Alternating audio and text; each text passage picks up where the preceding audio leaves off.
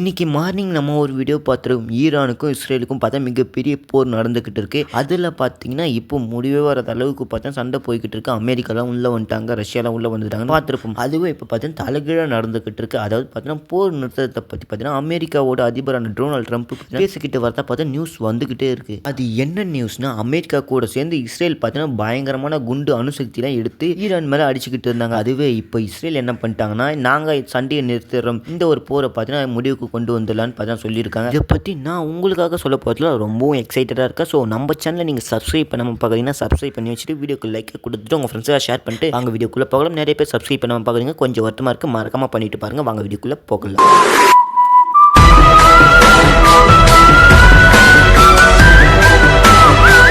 ஈரானை எதிர்த்து இவ்வளோ நாளாக பார்த்தீங்கன்னா இஸ்ரேல் பயங்கரமான சண்டை போட்டுக்கிட்டு இருந்தாங்க. இஸ்ரேல் கூட ஒன்று சேர்ந்து அமெரிக்கா பார்த்தா மிகப்பெரிய தாக்குதலெல்லாம் பண்ணிக்கிட்டு வந்தாங்க. இவங்க ரெண்டு பேரும் ஒன்றா சேர்ந்ததால் பார்த்தா ஈரானுக்கு மிகப்பெரிய ஆபத்தாகவும் அமைஞ்சது இந்த ஒரு போர். ஸோ இவங்க ரெண்டு பேரும் ஒரு ஆப்ரேஷன் பார்த்தீங்கன்னா பண்ண ஆரம்பித்தாங்க. அதாவது என்னென்னா, நம்மளுடைய இந்தியா பார்த்தீங்கன்னா பாகிஸ்தானுக்கு எதிராக பார்த்தீங்கன்னா ஒரு ஆப்ரேஷன் பண்ணாங்களே, ஆப்ரேஷன் சிந்தூர், அதே மாதிரி இவங்க ஒரு டைட்டிலில் பார்த்தீங்கன்னா ஒரு ஆப்ரேஷன் பண்ணியிருப்பாங்க. ஸோ அந்த ஒரு வீடியோ பார்த்தீங்கன்னா நான் மார்னிங்கே போட்டிருப்பேன். ஸோ அந்த வீடியோ போய் மறக்காமல் பார்த்துடுவாங்க. இந்த ஒரு ஆப்ரேஷனில் என்ன பண்ணிங்கன்னா 14,000 கிலோ எடை உள்ள ஒரு அணுகுண்டை பார்த்தீங்கன்னா ஈரான் மேலே போட்டிருக்காங்க.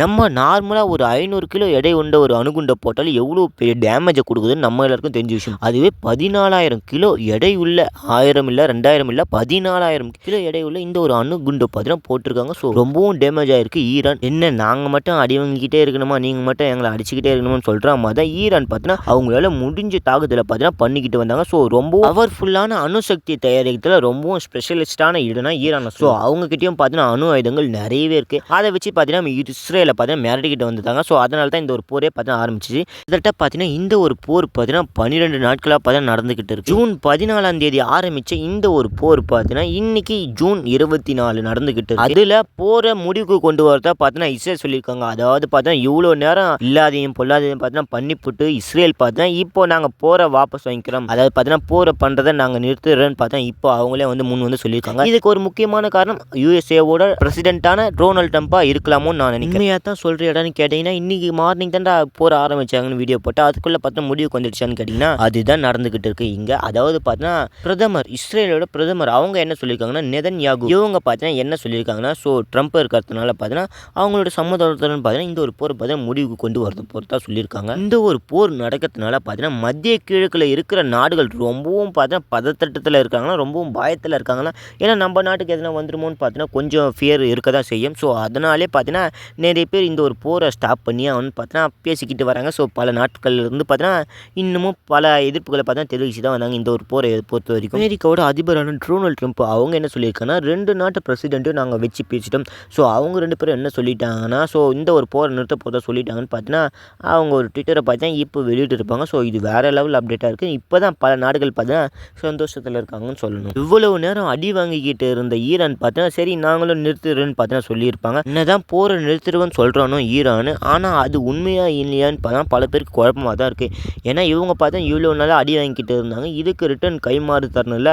சரி அதுக்காக பார்த்தீங்கன்னா முழு மனசோடு பார்த்தீங்கன்னா இந்த ஒரு பதிலை பார்த்தா சொல்லலான்னு பார்த்தா சொல்லியிருக்காங்க. இஸ்ரேல் பார்த்தீங்கன்னா நாங்கள் இந்த ஒரு போரை பார்த்தீங்கன்னா நிறுத்துறோன்னு சொல்லியிருக்காங்க. இந்த போரை நிறுத்துறதுக்கு ஒரு முக்கியமான இலக்குகளை பார்த்தீங்கன்னா அவங்க வச்சுக்கிட்டு இருந்தாங்க. அதாவது பார்த்தீங்கன்னா என்னென்னா, இவ்வளவு நாளாக பார்த்தீங்கன்னா இஸ்ரேல் ஈரானை அணுசக்தி பாலஸ்டிக் இந்த மாதிரி ஏவுகணைகளை கொண்டு பார்த்தீங்கன்னா தாக்கிக்கிட்டு வந்தாங்க ஈரானை. இப்போ பார்த்தீங்கன்னா அதுக்கு முடிவுக்கு கொண்டு வர பார்த்தா சொல்லிட்டாங்க, நாங்கள் போரை நிறுத்துறோன்னு பார்த்தீங்கன்னா இஸ்ரேல் சொல்லியிருக்காங்க. இந்த போரை நிறுத்துறதுக்கு ஒரு முக்கியமான இலக்கு யாருன்னா அமெரிக்காவோட அதிபரான டொனால்ட் ட்ரம்ப் தான் முக்கியமான காரணம்னு பார்த்தீங்கன்னா சொல்லிக்கிட்டு வராங்க. அப்படி இல்லைன்னா அகெயின் ஈரான் பார்த்தீங்கன்னா இஸ்ரேல் மேலே தாக்குதல் ஆரம்பித்தா நாங்கள் சும்மா இருக்க மாட்டோம், அகெயின் பார்த்தீங்கன்னா நாங்களும் தாக்குவோம்னு பார்த்தீங்கன்னா இஸ்ரேல் சொல்லிக்கிட்டு வராங்க. போர் வழியே பார்த்தீங்கன்னா முடிவுக்கு வந்தாச்சு. அமெரிக்காவோட அதிபரான டொனால்ட் ட்ரம்ப் இதை பார்த்தீங்கன்னா முடிச்சு வச்சுட்டாரு.